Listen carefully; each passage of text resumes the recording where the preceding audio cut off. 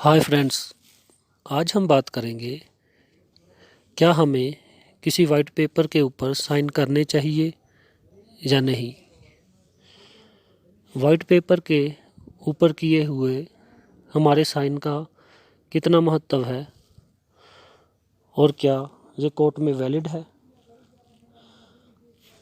तो आज हम इसी के बारे में चर्चा करते हैं। जहाँ तक हो सके आप कभी भी वाइट पेपर के ऊपर साइन मत कीजिए।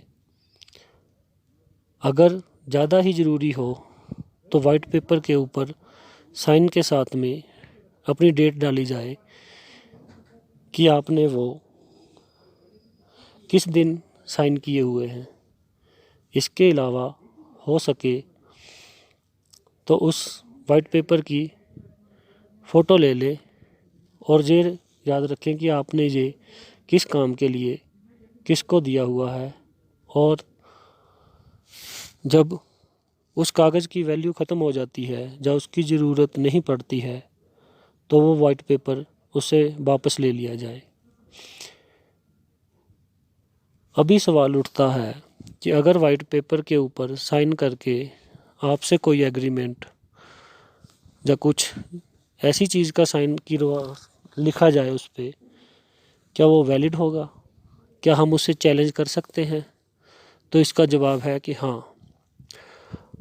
अगर कोई भी चीज़, कोई प्रॉपर्टी, कोई कार, कोई ऐसी चीज़ जिसकी वैल्यू उसके बीच में किए गए समझौते के मुताबिक ना हो, जब वो कम या ज़्यादा लगे, जहाँ उसको हम ये साबित कर दें कि वो किसी प्रेशर के बीच में आके किया गया समझौता है, तो ऐसे समझौते खारिज हो जाते हैं।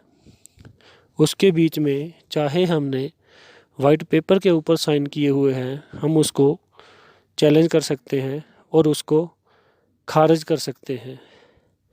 जैसे मान लो कि मैं 5 लाख की गाड़ी अपनी 25,000 में 2 साल बाद किसी को बेच देता हूँ, तो कोर्ट को ये साबित करने में मुश्किल नहीं आएगी कि जो 5 लाख की चीज़ थी वो एकदम से उसकी वैल्यू गिरी और वो 25 और 30,000 की हो गई और उसने 2 साल में उसे 30,000 में बेच दिया। इसलिए ऐसी चीज़ों को चैलेंज किया जा सकता है। अगर हो सके तो वाइट पेपर के ऊपर जहाँ तक हो सके साइन ना किए जाएं। अगर आप कर भी देते हो तो उसकी फ़ोटो प्लस उसके ऊपर डेट डाल के अपने पास ज़रूर रखें कि हमने ये इसको दिया है, ताकि उस पेपर का टाइम निकलने के बाद और उसकी वैल्यू ख़त्म होने के बाद वो पेपर वापस लिया जा सके।